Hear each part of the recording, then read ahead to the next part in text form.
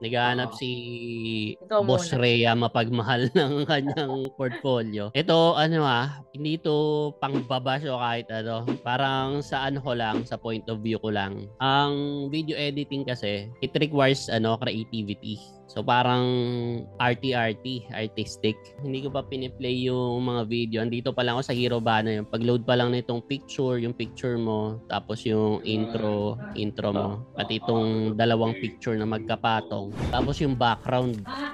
Parang ano ba to, EDSA? Ay, EDSA tuloy. Para Ross Boulevard eh. Tulo eh. Sorry sa mga words pero wala na tayong eme-eme. Wala. So, Diretsuhan na, pangit diretsuhan. nung background nung hero, nung hero picture ba tawag, di ba sa yung hero banner niya, yung pinakamalaki background sa likod. Yung font, hindi rin maganda yung kombinasyon ng font. Yung mga background nila, hindi maganda eh. Yung pagkakamada ng videos, hindi rin creative. Hindi ko pa piniplay yung ano mo yung pagkakakamada lang niya, ang labo na. Ang gulo, grabe yung background.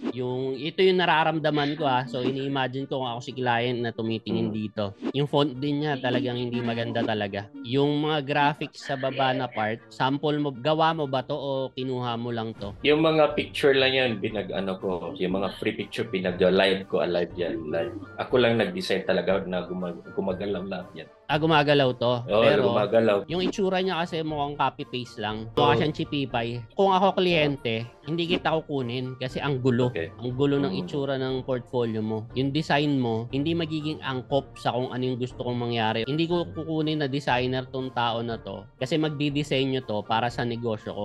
At pag nagdisenyo siya ng ganito kagulo para sa negosyo ko, baka hindi pa makatulong. Gets mo? Para sa akin lang yun